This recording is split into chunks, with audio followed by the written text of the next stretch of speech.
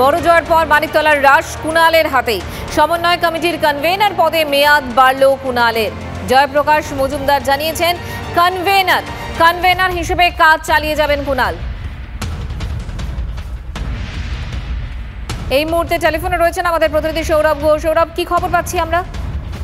মঞ্জিল, এটা খুবই একটা ব্যতিক্রমী উদ্যোগ বলা যেতে পারে। গোটা পশ্চিমবঙ্গের যতগুলি বিধানসভা আছে তার মধ্যে মানিকতলায় 62,000-এর তৃণমূল কংগ্রেস প্রার্থী শক্তি পাণ্ডে জিতেছেন।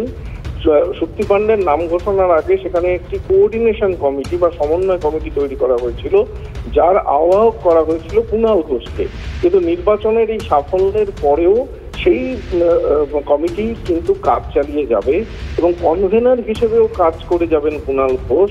নতুন বিধায়িকাকে তিনি সাহায্য করবেন, এটা কিছুক্ষণ আগে ভিডিও বার্তায় জানিয়েছেন দলের সহসভাপতি জয়প্রকাশ মজুমদার।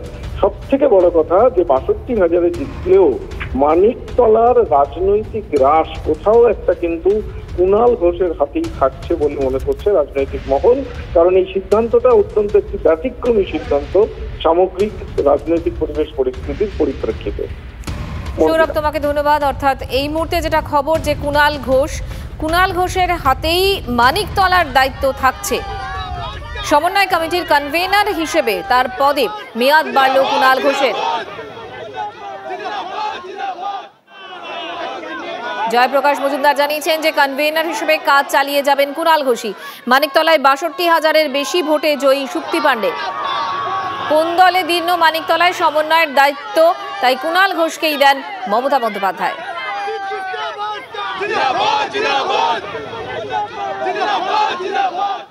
বড় জয়ের পর মানিকতলার রাশ কুণাল ঘোষের হাতেই।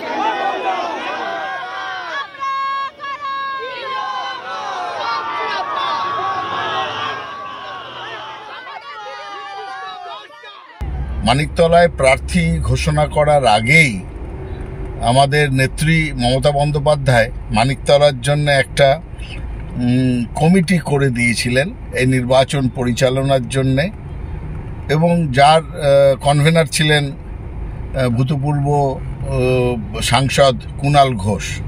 এবং এর পরবর্তী নির্দেশ পার্টির থেকে দেওয়া না পর্যন্ত এই যে কমিটি করেছিলেন দিদি, তারা সহায়তা করবেন এবং তত্ত্বাবধান করবেন নতুন বিধায়িকার কাজকর্মকে দেখে দেওয়ার জন্যে, তাকে সাহায্য করার জন্যে।